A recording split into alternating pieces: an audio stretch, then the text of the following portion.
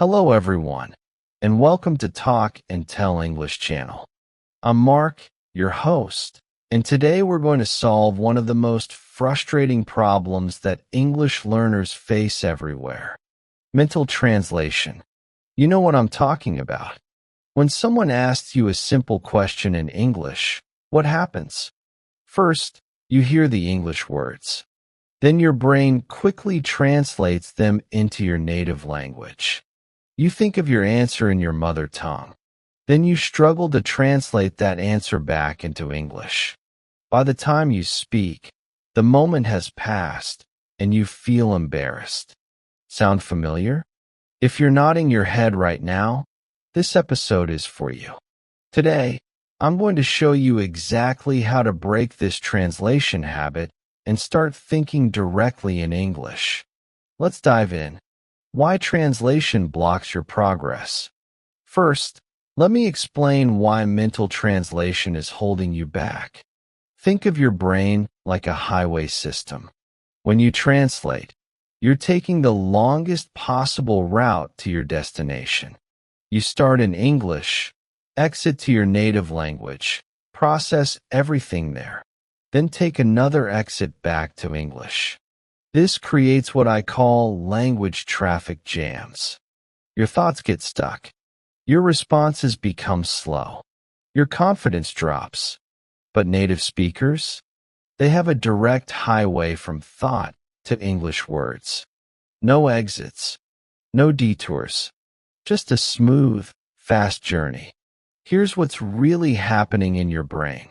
Neuroscientists tell us we have two thinking modes. Automatic and controlled. When you translate, you're forcing your brain into controlled mode, slow, deliberate, energy draining. But when you think in English directly, you access automatic mode, fast, effortless, natural. The power of inner voice training. So how do we make this shift? The secret is something I call inner voice training. Right now, you have an inner voice that speaks in your native language.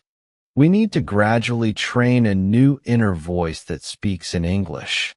Start with the simplest possible sentences about what you're doing right now. As you're watching this video, think, I am watching a video.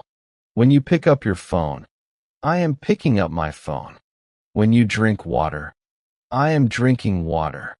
I know this sounds almost too simple, but here's the science. Your brain learns through repetition. Every time you describe an action in English, you're building new neural pathways. You're teaching your brain to associate actions directly with English words, not with translation. The 3-second rule. Let me introduce you to the 3-second rule. Throughout your day, give yourself just 3 seconds of English thinking. When you wake up, good morning, 3 seconds. When you see the weather, it's sunny today, 3 seconds. When you eat, this tastes good, 3 seconds. These micro moments are incredibly powerful. Why?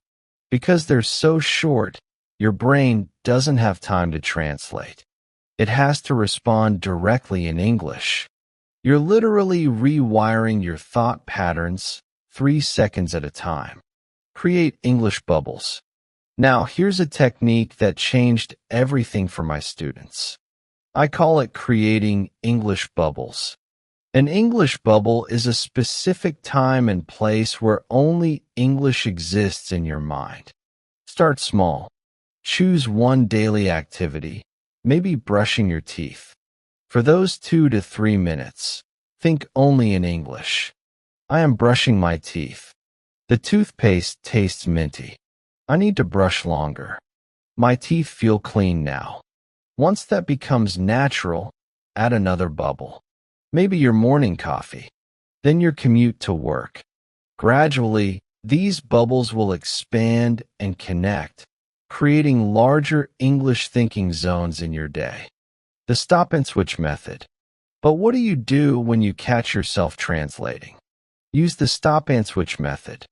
The moment you notice translation happening, say stop in your mind. Then immediately switch to describing what you see, hear, or feel in simple English. For example, if you're trying to say something complicated and you feel the translation starting, stop. Look around.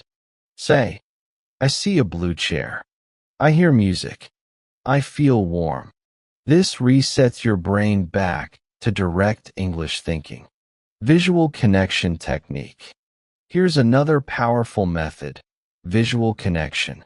Instead of connecting English words to your native language words, connect them directly to images, feelings, and experiences. When you learn the word excited, don't think of the translation. Instead, remember a time when you felt excited. See that moment in your mind. Feel that energy in your body. Now the word excited is connected to the actual feeling, not to another word. This is exactly how children learn language. They don't translate dog. They see a furry animal that barks and wags its tail. The word connects directly to the experience. The English Commentary Challenge. Ready for something fun? Try the English Commentary Challenge. Pick 10 minutes of your day and become a sports commentator of your own life, but in English. Now I'm walking to the kitchen. I'm opening the refrigerator. There's milk, eggs, and cheese. I'm taking the milk. Now I'm closing the door. I'm walking back to the table. This might feel silly at first, but it's incredibly effective. You're training your brain to process your immediate reality in English. No translation needed. You're just describing what's happening, building your English confidence. As you practice these techniques, you'll notice something amazing. Your English confidence will grow. Why? Because when you think directly in English, your responses become faster, more natural, more authentic. You'll stop worrying about perfect grammar and start focusing on communication. You'll discover that you know more English than you thought. It was just trapped behind the translation barrier. Your 7-day challenge. Here's your challenge for the next 7 days. Day 1 to 2. Practice the 3-second rule. Just tiny moments of English thinking. Day 3 to 4. Create your first English bubble during one daily activity. Day 5 to 6. Try the stop and switch method when you catch yourself translating. Day 7. Do the English Commentary Challenge for 10 minutes. Remember, the goal isn't perfection. The goal is progress. Each moment you think in English, even imperfectly, you're building those direct neural pathways. Final thoughts. My friends, breaking the translation habit isn't about learning more English. It's about using the English you already know in a more direct way. It's about trusting your brain to make those connections without taking the detour through your native language. Some days will be easier than others. Some moments you'll think in English naturally, others you'll translate. That's perfectly normal. Be patient with yourself. Celebrate the small victories. The English-thinking brain you want already exists inside you. These techniques simply help you access it more often, more naturally, more confidently. That's all for today's episode of Talk and Tell English. Try these methods, be consistent, and most importantly, be kind to yourself as you grow.